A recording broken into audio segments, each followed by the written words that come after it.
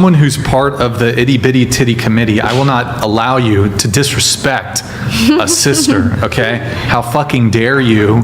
First off, I gotta come to the defense of small boobs. So the last time I heard males talking about what breast sizes they liked was when I was back in high school. But here we have a grown man, yes, Brian Atlas from whatever podcast, talking about the breast sizes of women on his podcast.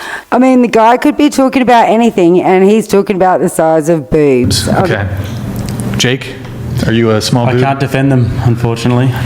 Can't defend them? What does that even actually mean? Defend breast sizes, what are you defending them from? If some guy doesn't like small boobs, some guy doesn't like big boobs, that's a really weird thing to say. Why don't you just say, oh, I prefer big boobs? That just seems more normal. No, oh, I can't defend small boobs. I think small boobs are elegant and great. Elegant? There's another word for it. They don't look elegant. Surprised to hear Brian use the word like elegant. So they're not surprised when he wasn't sure if that was the word he was supposed to use. But it doesn't matter. One of the women on his panel decides to help him out. They don't look as slutty. So like we were talking about the Instagram pictures. Small boobs. If I wear a bikini, it doesn't look slutty. But if someone with bigger breasts wear a bikini, it makes them look slutty. No. I don't know. I had a grandma with very big boobs, and I'm pretty sure when she wore a top and you could see how big her boobs were, people weren't thinking she looked slutty.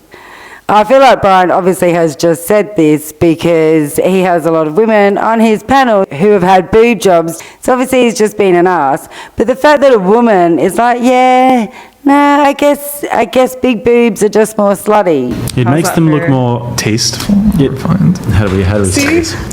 For a guy, when you see that, you think more like of it in a very sexual way. Mm-hmm. So you gotta love that Brian's still trying to find the word tasteful. While his friend, who obviously likes big boobs, is happy to admit that when he sees big boobs, they are more sexual for him. He's saying that as if to reaffirm that big boobs are slutty because he's attracted to them. But I guess if you like Brian, big boobs shouldn't be slutty because that's not what he is attracted to. So for him, does that mean small boobs are slutty?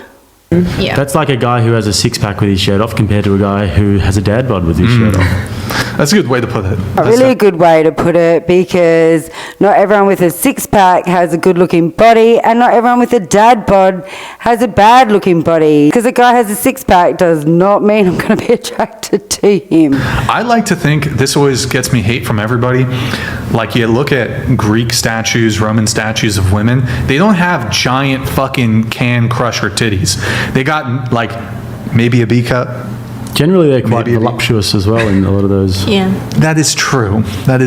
But they don't get, I've never seen like this Roman statue, Greek statue of some giant can crushers, you know? That was like... I don't know why Brian thinks what the Romans were attracted to makes any point when it comes to what men are attracted to nowadays.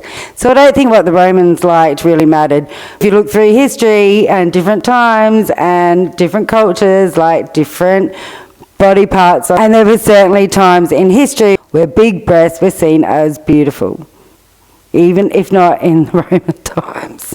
The beauty standard back in the day, though, they had like a different idea of what was like pretty, you know.